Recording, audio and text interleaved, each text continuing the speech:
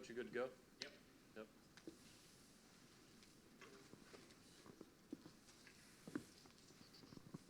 All right. Ready? Welcome back to the 21 Convention 2020 of Orlando, Florida, being held for the first time ever at the big and huge Triple Conference experience of 21 Summit. Our next speaker is a huge YouTuber, even though he's brand new, 2 years. He already has over 150,000 subscribers, which in 2 years is incredible, amazing. He's also the author of De-Evolution and Free Agent Lifestyle, and he was a women's basketball coach, college and high school, for 16 years. Without further ado, please help me unite the Coach Gang by welcoming Coach Greg Adams to the stage.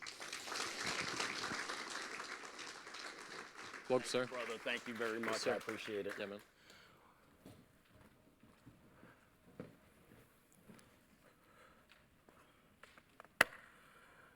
What's going on, brothers? Now, who's seen my YouTube channel so far? Okay, we've seen most of them. So, in order to feel at home, I got to do my YouTube introduction, okay? What's going on, everybody? It is Coach Greg Adams back in here at the 21 Convention. Shout out to the Coach Gang for being in here, being involved, and being active. Check out my 2 books, De-Evolution and The Free Agent Lifestyle. The link's in the description box below. That's how I get down. I always start everything off just like that. I appreciate you guys for coming here. Some of you guys being interested in what we're talking about. Obviously, men are reaching out to other men, and they've been doing this for a few years. But this is my first opportunity to be in person outside of that computer screen, right? You guys are normally seeing me behind a computer screen talking about this stuff. And most of the content is leaning heavy in relationship dynamics between men and women, right? This is why a lot of men are having problems. You don't have problems with your job necessarily. Most people know how to wake up, go to work. It's the dynamics between men and women. In particularly, the modern woman, right? The modern woman. Things are a little bit more complex in dealing with that. So, as I'm talking, as I do on YouTube, I'm going to use some lingo that might not make sense to you unless you've been watching. They're words that I've come up with most of the time to beat YouTube censorship, algorithms, and all of that stuff. So if you hear me say peace leave, everybody knows what I'm talking about there. There's an anatomical region in relationship to the woman that I have to say P-sleeve. So if I say you get a couple pieces of peace leave, you guys know what we're talking about, right? What about more red flags than a Chinese parade? Okay, we're going to talk about particularly some people got more red flags than the Chinese parade, and particularly, sometimes the modern woman has these things. The Jazzy Bell, the Jezebel, related to the Bible. I'll talk about the spirit, sometimes in the modern woman represented in the Jazzy Bell spirit. And some of you guys encounter these women, you think they're normal, but it's the spirit behind them that you worship that might be causing you major problems. But we accept it as normal, okay? Monkey double backflips. Anybody heard me say that one before? That's that enthusiastic sexual experience that you usually get within the first 6 weeks of your relationship. Then it dissipates the minute you commit, the minute you break down, it goes away. Then you try to get it back, okay? Usually leads into some marital missionary. Everybody heard me talk about that, okay? Also, the public school indoctrination camp. That is something that I talked about, and we'll talk about that. That becomes important. All of these phrases become important because it all intertwines into the free agent lifestyle. So that's what we're talking about today. We're talking about the free agent lifestyle. I wrote a book about it. I have a channel dedicated to it. Obviously, there's an apparel line. Obviously, see that on the board right there. The free agent lifestyle is what I promote, okay? So you guys aren't banging the 49ers. We already talked about that, right? People who perceive themselves as a 9 on the marketplace value, but in reality, they're a busted Pillsbury biscuit can, all right? They really don't have a lot of value out there, all right? So these are some of the phrases that I want you to understand. These are what we're talking about here, okay? So the first thing we want to talk about is, why do I call myself coach? Like, who is this guy? I know some people watching it like, Oh, another coach. He named himself coach. All right? I've been called coach my entire adult life. Okay? I started coaching basketball after a failed junior college basketball experience. I didn't quite make it. I started coaching at my alma mater, women's basketball. Okay? Women. And I spent the entirety of my adult 20s and 30s coaching women. Okay? Traveling with them, being their mentor, being their father away from home. I got all the way to the Division I level.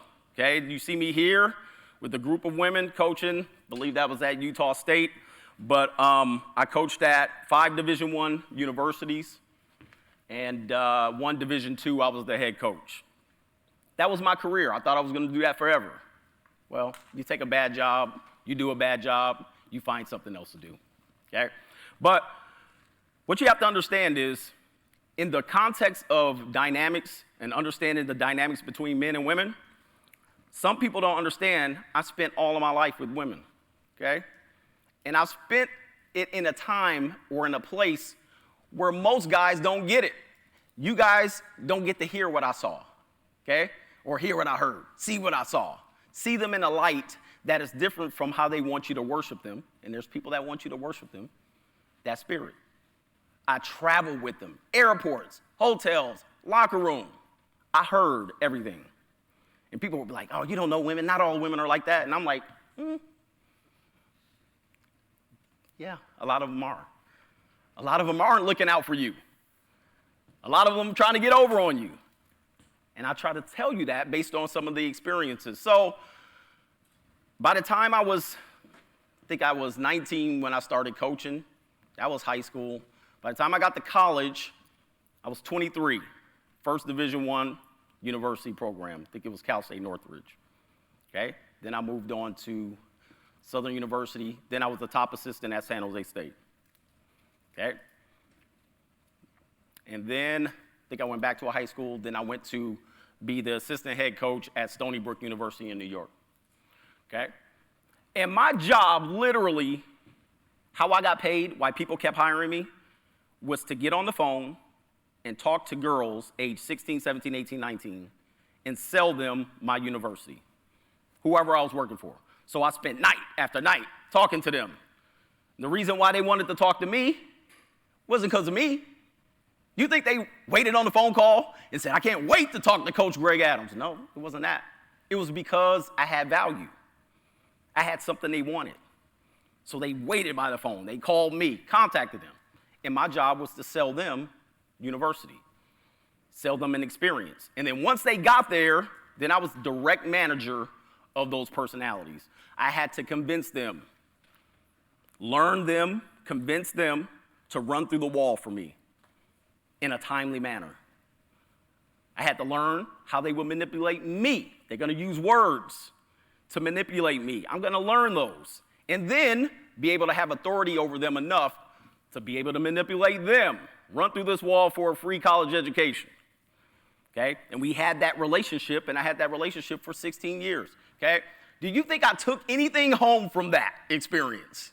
Do you think that's important? Pretty important. Okay? So that led to a lot of this stuff. This is before the beard. This is after the beard, right? So a lot of my relationships have been with women, traveling with them, adult women, the coaches, okay?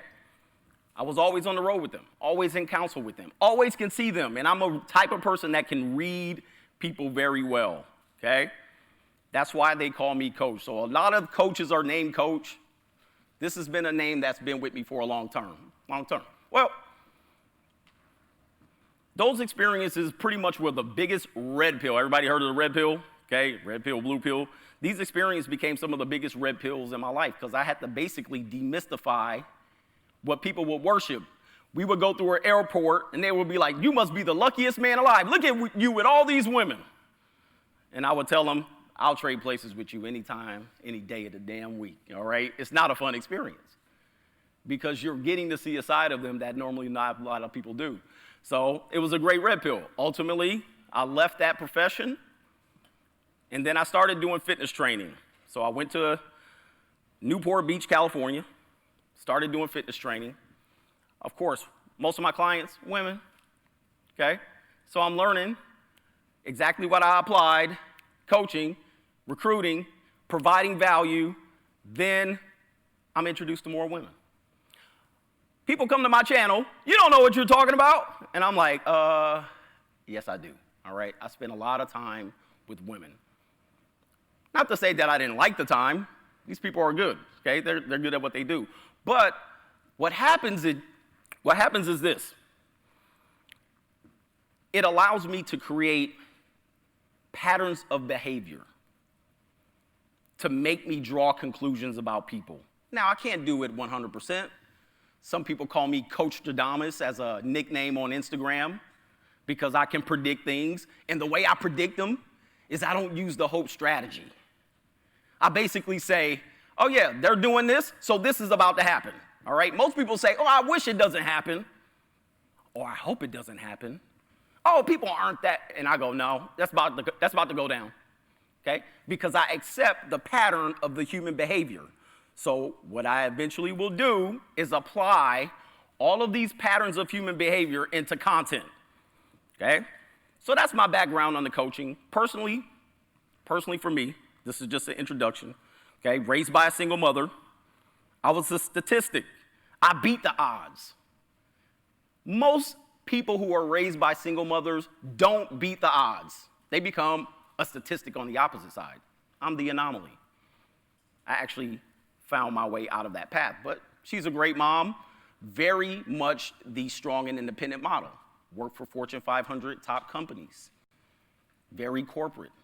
She raised me to do right, but she focused on the work. My dad was around, I knew who he was. We didn't have a very close relationship in terms of him being there every day, but we knew each other, we called each other, and then most of my teenage years were spent across coast from each other. So I didn't really have a lot of opportunity to spend with him or learn from him, okay? But that led me into the next part of my life, which was an attempt at marriage. Oh boy, a single mother raised boy who didn't have direct counsel with his father is going to get married. Now let me tell you something. Do I have to even mention the divorce statistics out here? Do I even have to say it? I mean, look, I might have to say it for the people who are watching this, but we are well above 50%. I mean, well above. Most people can probably pull out data to say we're at 60. Second marriages in 70%. Talking about a third marriage, oh, let me give this a try a third time, damn near 80%. It's almost a damn near guarantee. So here I am, know nothing about family, know nothing about anything. I'm gonna get married in the idea of the modern world. So I gave it a try. We produced 2 beautiful children. I have 2 teenagers right now. So we got 2 kids out of it. However, the Jezebel spirit will approach. Modern feminism will get in there. She will feel like mother is not enough. I need to contribute. That will interfere in your marriage. We don't know why things break up. Most of the time, how many people have been married, by the way? Raise your hand, okay? You guys know what I'm talking about here. Anybody been divorced? Okay, we got 50%. Most of the time, when you go through the divorce system, or she introduces you to the legal system, this will give you a big old red pill. You will go, oh, I didn't realize the business contract of our relationship. And it wasn't with her, it was with the state. I said, holy moly. So now, I'm introduced to the legal system. Cost me several tens of thousands of dollars to get my kids half the time of their life. And you don't really know why you get divorced. Like, you get divorced, like you're trying to figure it out. You really don't know till you drag each other through hell. Then you drag and drag and drag. You might find out 5 years later, oh, that was why? And that's the reality of the modern marriage. Who wants to get married? Raise your hand. Okay, some people are looking to find wives. Okay, do you know the that was everybody who did not raise their hand before. That's right. So we had the people who have been married and the people who have been divorced, and the people who want to get married are the ones that haven't been married and divorced. I just want you to understand that you have a lot of things that are working counter to you in your ability to be able to achieve that goal. If you were raised in a single mother household, the chances of you divorcing is damn near 80%. You don't know anything about family. You don't have an idea of what that is. The only idea you have is what the media and what women have sold you. The ability for a man to have the authority over his house, especially if he hasn't gone through what I call the free agent lifestyle, if you want to take on that task, you're going to have to be able to be the leader. The world doesn't want you to be the leader. Everybody they don't want you to do that. They want you to do what she wants you to do. And by virtue of that, she is an agent of the state. She will literally make it difficult for you, but not because she doesn't love you. It's because she can. She can. Now, that experience led me to make a YouTube channel. I said, I'm going to go out there and talk. What the hell did I just go through? Okay? Now, I've been listening to Elliot Holst. I've been listening to a lot of red pill guys for 2 years, sitting on my bed, wondering what the hell just happened to me. I tried to be the good guy, tried to be a good husband. What the hell happened? So I said, I'm going to go on YouTube. I said, if I get 500 people, 5,000 people to listen to me, that'll be good. That was like my favorite YouTubers had that, okay? That was September 2018. 100,000 subscribers later, I said, oh, these people want to know something. This is crazy, all right?